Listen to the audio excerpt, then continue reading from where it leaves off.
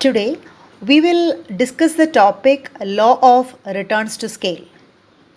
Don't get confused with law of variable proportion.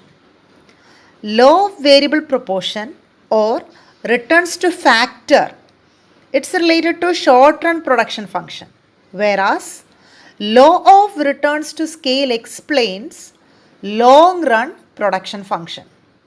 We will here examine the long run production function, that is law of returns to scale. First of all, what is production? We count as production during a time period, that is all activity that either provides utility during the period or increases the society's ability to create utility in the future. Because the basic objective of economic activity is to produce utility for individuals.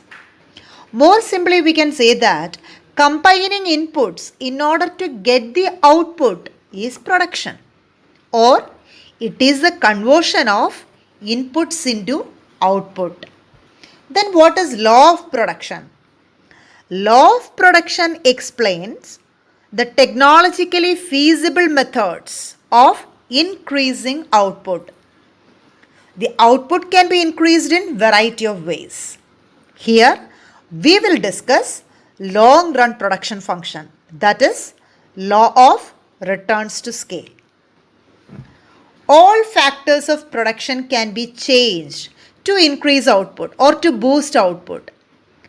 Clearly, this is a long-term possibility. What is long run? Long run is a period of time in which all factors of production and cost are variable. As a result, output can be increased by changing all factors of production.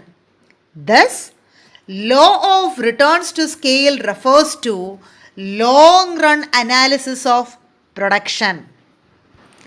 Returns to scale refers to a relationship which shows the degree of change in output caused by change in quantities of all inputs in a fixed proportion. The concept of returns to scale is a long run concept. You have to remind 2 points. First one, the concept of returns to scale is a long run concept. Next point is, here all inputs are variable. In the long run, all factors of production are variable. No factor is fixed. Accordingly, the scale of production can be changed by changing the quantity of all factors of production. When a firm expands its scale, for the sake of analytical simplicity, consider two inputs, say labor and capital. Then there will be three possibilities. Possibility number 1. When all inputs are increased by a given proportion, output increases by same proportion. Possibility number 2. When all inputs are increased by a given proportion, output increases by more than that proportion. Possibility number 3. When all inputs are increased by a given proportion, output increases by less than that proportion. Okay, now comes to law of returns to scale. Law of returns to scale operates in 3 stages. These are 3 laws of returns to scale. It simply shows 3 stages in long run production function. First one is increasing returns to scale. Second one, constant returns to scale. Third one, diminishing returns to scale. Let us explain one by one. First one, increasing returns to scale. It states, when inputs are increased by a certain proportion, output increases more than proportionately.